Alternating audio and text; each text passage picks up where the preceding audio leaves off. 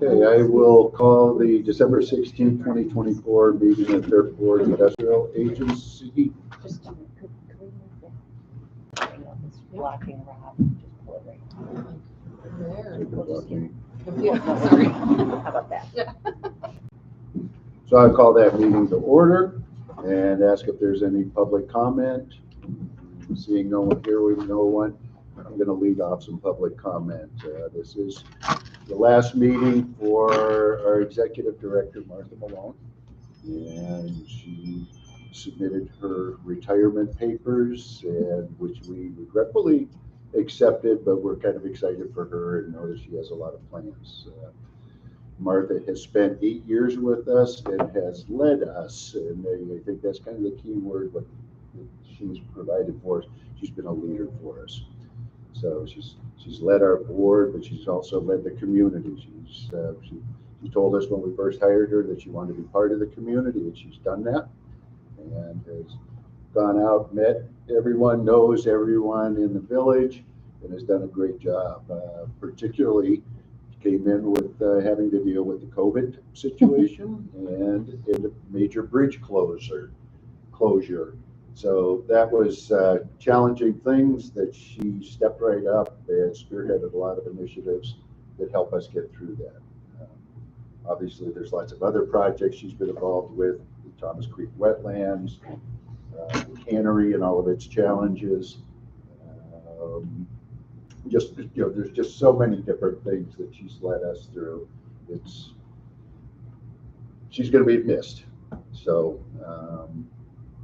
you grew our organization. You got us involved in a lot of things. We're through rebranding. You led us through a strategic planning session that kind of gave us a footprint and a guide as we move forward. So we appreciate it. We appreciate everything you've done for us. We're going to miss you, but most of all, I want to thank you for what you've done for us and what you've done for the community. It's been my pleasure. Anyone else, feel free. I just have to say that, you've been here 8 years, and without a doubt, our village is a better place. We're better meeting the needs of our residents and property owners and business owners today than we were 9 years ago. So I think everybody owes that gratitude to you. Thanks. Yeah, we started together Mm-hmm. I think, within a couple of months. Mm-hmm. So I've appreciated watching your impact as I got my footing with these agencies, and appreciate the passion that you brought to make this place as strong as possible and help grow it, and really face whatever came our way over the past 8 years. And I think the business owners and community at large would echo that appreciation too. I think you've gone into it trying to create relationships and further them to be mutually beneficial, right? We appreciate that. Thank you. Thanks. As a newer member of the board too, your excitement and genuine love for the village has really shown through in everything, and I think it was really contagious coming in here. So. Thanks, Jennifer. Donna? Oh man, this is hard. I think I just reflect on the fact that you can't walk down Main Street without showing a building or a business that we've impacted, even a residential places, porches that we've impacted through your leadership, Martha. So for me, it's a stamp of oath, but also a stamp of Martha. So thank you for all that you've done over the past 9 years. Thank you, Donna. Thanks. I just wanted to say something really quick. I wanted to say thank you. When I took office in January of 2019, there was immediate action that needed to be taken with regard to the bridge project. And you were there as a guiding force and a helping hand to say, here, we're doing this, come on along, and help guide that process through to make it an incredibly beneficial process for me, and I think for our residents and for our business owners, that we couldn't stop COVID, But Mhm. if anybody was having problems, it wasn't because of the bridge, it was because of COVID.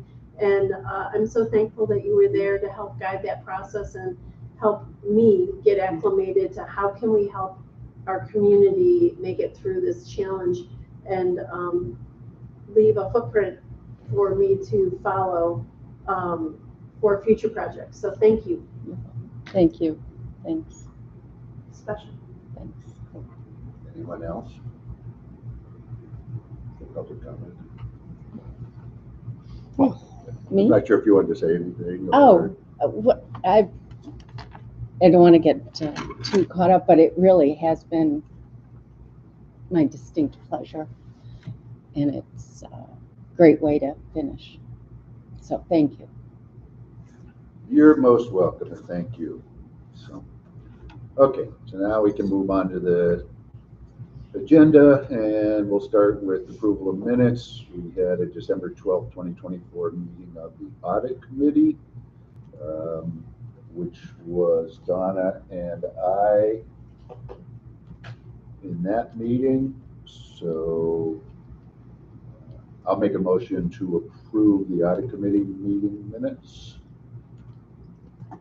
I'll second. Is there any discussion regarding any of that? All in favor?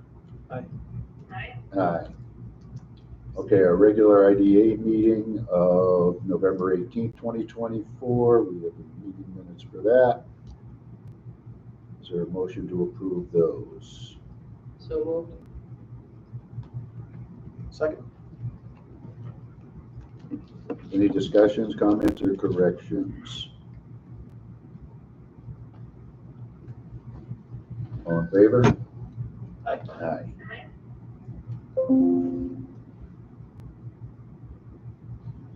Okay, moving on to financials. We'll start with resolution 2024-12, authorizing payment of the IDA bills. I reviewed all the bills, and moved for approval. I'll second. Any questions or discussion regarding any of those? All in favor? Aye. Aye. All right. We have the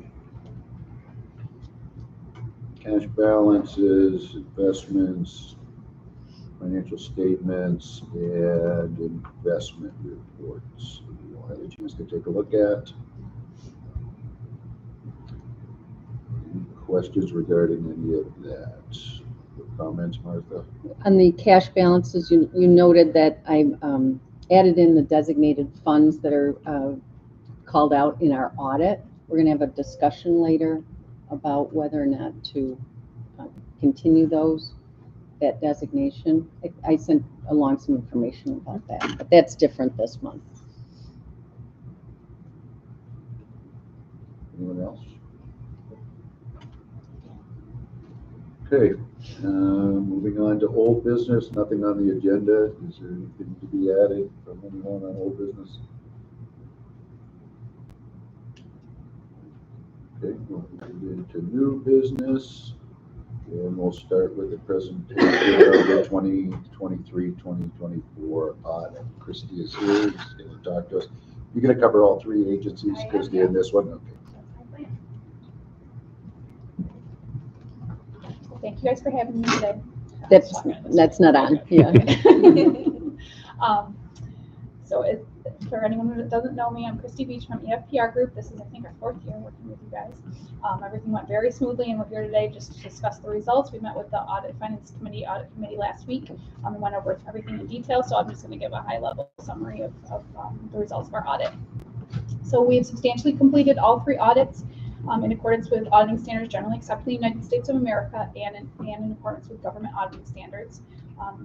The audits of the statements don't really management or those charged with governance, which is the board, of your responsibilities. So this is the purpose of this meeting, is just to explain everything so that you understand the audit process. The objective of our audit is to obtain reasonable but not absolute assurance that the statements are free from material misstatement, which means we look at a lot of things. We don't look at everything, but we do ask a great deal of questions to get our audits completed throughout the year. The scope of the work is substantially the same as we described at the beginning of our audit, in our engagement letters, and our audit planning process received. And we have no instances of noncompliance in accordance with auditing standards or uniform guidance, which pertains to the Section 8 federal single audit that we have to do. And all information was freely available for our inspection. Management's cooperation was excellent. I really appreciate Martha and Jennifer and how organized they are, and everyone else in the office, Sheila and Linda. Everyone chips in and helps the audit. It takes us a long time to get through all the information we look through. All kinds of bank statements, invoices, everything that happened throughout the year. We review 40 tenant files in detail. HUD looks for us to look at every detail you can imagine. They want to see every signature, all kinds of things. And Jennifer keeps great files. And to come out with no findings, no comments, and all the files are pulled at random is something to take note of. So we will issue these statements hopefully tomorrow, hopefully later this week. We're working with Ed just to get back the legal letters, and then I'll send the management representation letters to Martha, and then she will get that all filed with Paris this week before she heads off on retirement. So when you review the statements, there's they're each lengthy document. At the beginning of the footnotes, there's footnote number 1, which is the summary of the accounting policies and procedures. There were no major changes there. Some items to note are any significant estimates, which are anything that requires management's most difficult or subjective complex judgments. The allowances that are included in each for the loans and notes receivable, the compensated absences, useful life of any capital assets, and then the other post-employment and pension are the major assets, but there were major estimates, but there weren't any changes in how you determine those this year. And then also the significant disclosures also relates to those same items, the leases, the loans, the notes, and the pension plan and the OPEB plan. So the pension plan is the New York State pension plan. The OPEB plan is any benefits that the organizations are, that the URA, the agency, offers. As far as adjustments that we made during our audit, on LDC we didn't have any material adjustments. On the IDA, the adjustments that we made related to fixed assets and construction in progress, dealing with the Thomas Creek project, and then just an adjustment that we make every year related to leases for one of the new GASBs that came into effect a few years ago. And on the URA, it's similar. We make adjustments for the OPEB plan and the pension plan and compensated absences, which is all just part of our audit. And then the other new thing that we had to do this year is one of the items that HUD is looking for with Section 8 is the RNP balance, they call it, which is the restricted net position. This year, due to the timing of the expenses happening and the receipts coming in, there was a negative balance, which you can't have negative net position. So we booked a receivable to bring that balance to 0. So in the past, there's always been a balance there due to some changes with what HUD wanted us to report, and just the timing, that balance is 0. And there were no uncorrected adjustments, which just means something that we would agree to, that we're both not going to make, but there was nothing that effect. Again, we spent a lot of time working on the single audit for Section 8. Anyone who receives over $750,000 in federal funds is required to have a federal single audit. So we do that every year for you, and there were no findings to report. You're listed as a low-risk auditee, which means you haven't had any findings for the last 2 years. So that report will be included in the back of the statements. Also, as part of our audit, we consider internal controls if anything was to come to our attention. We don't express an opinion, but if anything's to come to our attention, we bring that to we let you know that could improve controls. We didn't have any material weaknesses or major deficiencies. We only had one recommendation, which is really related to new auditing standards that we had this year, which required us to ask more questions about what the approval process is over just general journal entries that are made throughout the year. There was a process in place, but there was no formal documentation that was being reviewed. So we're just recommending like a little added step to sign off on that, make sure that someone's approving the journal entries. And then lastly, we didn't have any other significant changes to our plan audit strategy. We weren't aware of any consultations with other auditors, no disagreements with management or difficulties, and nothing else that we think that we need to report to you today. And lastly, that we're independent in accordance with all the organizations. And the last item that I just noted on that document is just that listing off the new GASBs that are coming out, and anytime something like that would affect your agencies, we would help implement that, and it's just something to be aware of, so it could cause a change in the future. So included in all your materials are all the entire set of financial statements. If anything were ever to come up as far as questions go, I'm happy to answer those, but I know the audit committee already looked through it in detail. I know Martha and Jennifer have as well, so so that was all I was going to go through today. Anyone have any questions for me? So the audit committee did recommend that the full board should accept the audit. As Chrissy said, we went through that in the meeting this week. So that's where we are. Does anyone have any questions regarding the audit? It's always good to hear no material weaknesses. I love that word. I agree. So, Did anything come up in the audit meeting that was noteworthy as far as the discussion around the process with the? well, there is one thing that we're going to address, Right. the classification, that is idea. Correct. So, Mhm. But Donna, anything that you want to make note of from that meeting? No, I think as Christy knows, in the past years since we've had the relationship with them, I'm sure I have a lot of questions to ask, but this year I just felt, things are really, really straightforward and well explained, so I feel very comfortable with what's in these reports. That's great. Cool, so is that your motion? There's my motion. And I will second that. Any further discussion or questions regarding? Okay. All in favor? Aye. Aye. Right? Thank you, Good. Christy. Thank you. Thanks. Thanks. I think now would be a good time to talk about the designated funds. And the monthly cash balance, we've all, projects and things that we've talked about, I've kind of reserved a little bit just to understand the free cash flow. But I remember now that within the audit in 2010, there was an official board action to designate funds to the business improvement business district and the canal front. I've relieved those designated funds as we've done projects, but I think I'd recommend that we eliminate the designation now because we have systems in place to kind of keep track of what we're going to be spending money on.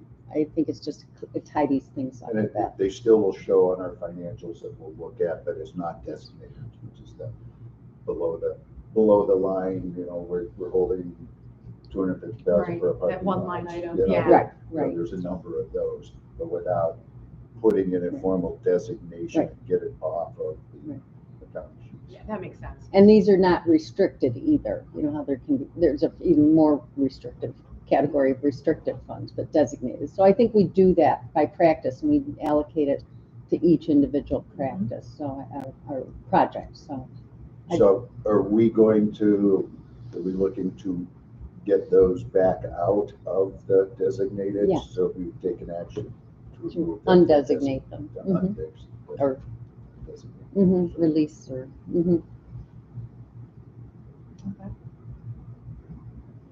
Motion for that. I'll move to release and undesignate the funds. I'll second. Any further discussion? All in favor? Aye. Aye. Thank you. Great, thank you. All right, so we have a 2024 report on operations and accomplishments. Right, this is just one of the many reports that we do at year end for our Paris reporting. And I just, as I review this at all the agencies, I mean, one of the things, I want to say I was caught off guard before when you asked for public comment, but I just want to say that I couldn't have done this without a terrific board. My chair has been tremendous throughout all of this. I really appreciate his advice and counsel, support, keeping me on task. I want to recognize Ken Rohr, who stepped down a few years ago. He was wonderful to work with, and his financial acumen was missed. But Donna stepped up and done a great job on that. She's always asking questions, and I always appreciate that when the board is asking questions, and it shows me that they're reading what I'm sending out and engaging with it. So, and Leslie as vice chair, you've done a nice job stepping in, and I very much appreciate it. And all your help through the website and rebranding was critical. And Rob, I appreciate your passion for affordable housing. I'm glad we were able to expand that a little bit more and, you know, really bolster Jennifer's program. So I really appreciate that. And I hope to see more in the future. And Jen, I'm so excited to have you on board because you bring that developer's perspective, which is entirely different from a retail or a wholesale or a manufacturer. And you understand the risks involved and why incentives really can play a role in that. So, and I just want to say, I think I've got 5 great friends, and I hope to see more of you. I'll have a little more time next year. So. I'm not going anywhere. So. Hell yes, I'm going somewhere. I'm going go. I'll be in my go years. So, but I'll be here. I still will be here. So. Yes, so thank you. So as we go through this operations and accomplishments, the chair noted that we did a lot of work on our vision and mission this year, and I really think I'm proud of the work we did this year on that, and I think it helped everyone clarify the different entities and what the goals are and so forth. And also I want to thank the governance committee for slogging through policies and bylaws and charters. That's not fun work, but we got a good portion of that accomplished this year. So Keep working on it too. Good. I'm excited about, you know, we've got that one last property on, well, I'm sorry, there's another one. You know, we've got a premier property on Main Street that we've all worked very hard at, you know, trying to make that come to fruition, and it looks like hopefully January we'll see some movement on that. Thomas Creek, even though it was a little project, it was a long involved project with a lot of public input, which I think is great and resulted in a better project. We've got a lot of good information with regard to the North Main parking lot and some challenges ahead, but we learned a lot, and we're working well with the village in that regard. So I'm hopeful about that. So I would encourage you, last year we did approve an RFP for social media. I want to, I'll ask you, I want to make sure we reinforce the brand. We spent a lot of time and money on that, and so I think that will be helpful if that goes. Pat does a great job. She does. But I'm still involved quite a bit, and I think I'd like it where you could let them run with it. So, but she's done a great job. So that's the IDA. So I'd look to approve or accept that report.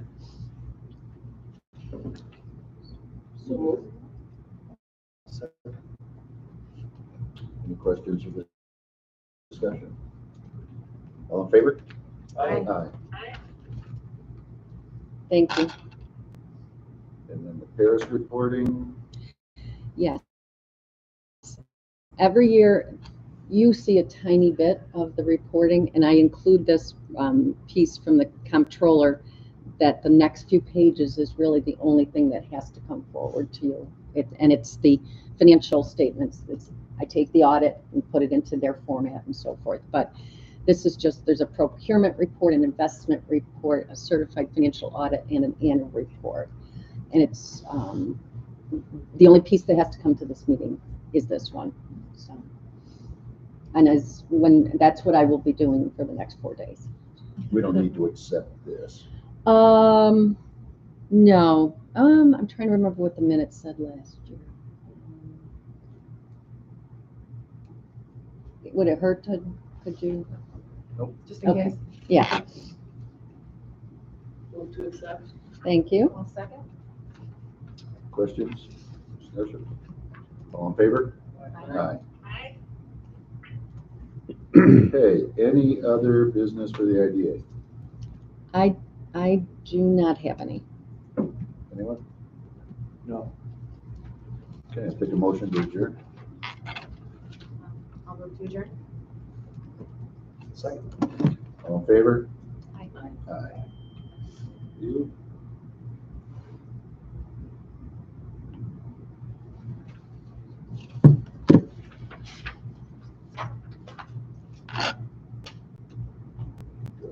We're going, URA, correct? Correct.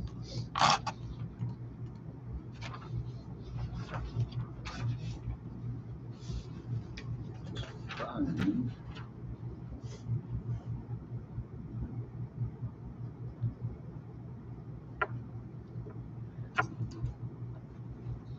Okay.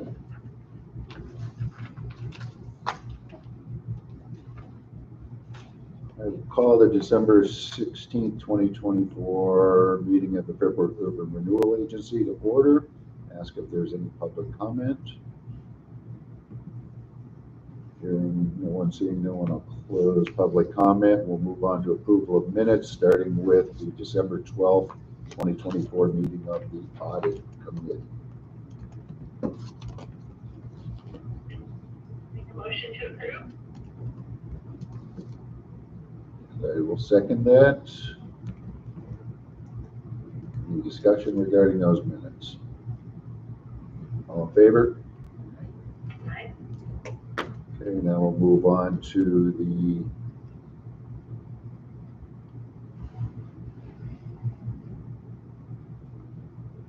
November 18th, 2024 minutes from the full Urban Renewal Agency meeting.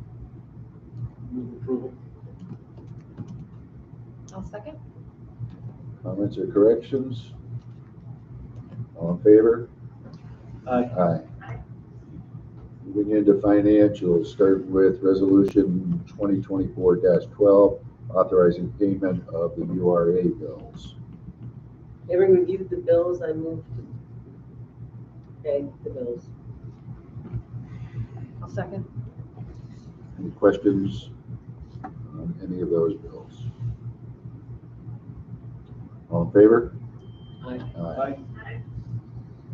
Next was resolution 2024-12, authorizing payment of the section 8 bills. Having reviewed the section 8 bills, I move to authorize payment. Second. Questions or discussion? All in favor? Aye. All right, moving into financials. Have all those that we've looked at. Anything that's you want to call out there or? No.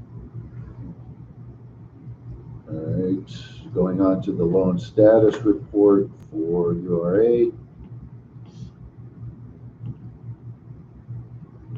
Here's all Oh, current.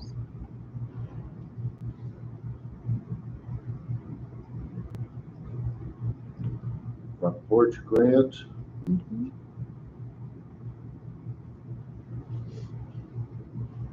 That's slowed, applications have slowed, but in the spring, we'll recommend a postcard mailing or social media blitz, get people thinking about it. 72 grants paid to date. Mm-hmm. Impressive. Yeah.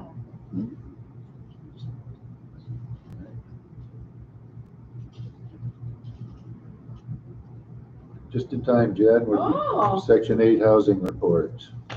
Hello.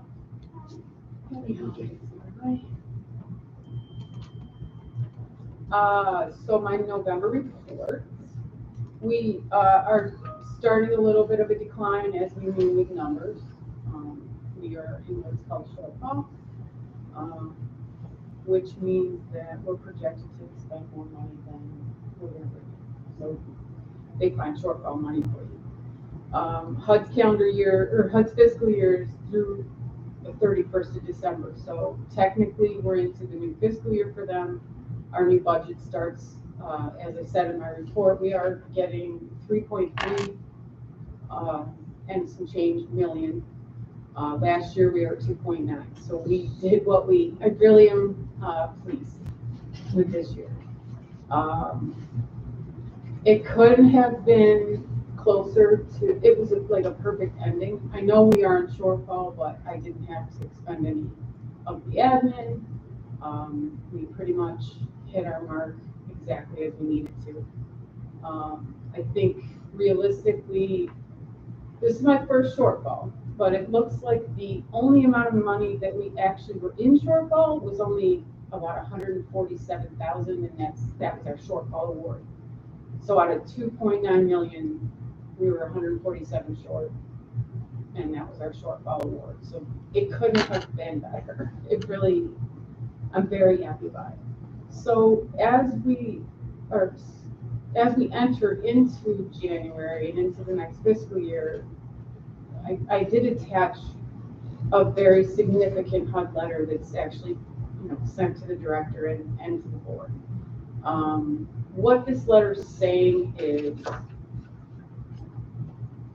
cautionary due to the election, I'm sure, and due to the fact that so many agencies were in shortfall, there will be very little, if any, shortfall or reserves next year. So we cannot really exceed 3.3 million. So this whole letter is basically saying you have to plan very, very, very well. Because if I hadn't done that and we were 147 short, I would have to pay for that out of my admin, which means I could be short someone else in my admin dollars. So I have to be very diligent. And there's a very good tool that we'll be using throughout the year. It's in this letter. It's called 2-Year Tool. It's an effective projection tool that helps you to effectively manage your money throughout the year. So I just have to be extremely diligent this year, and I really can't push the envelope like I could last year. So once we can begin leasing, I think a little bit more attrition and HUD would be more comfortable with us leasing again. So, right as shortfall happened, we were leasing up Marketplace Mall, which is a new complex that we leased up 20 people, 20 families, and Baird Road. Those coming on boosted our numbers again. So we're lucky for that, but I think we'll see the attrition now. And I don't exactly know what mark we have to hit before HUD will say it's okay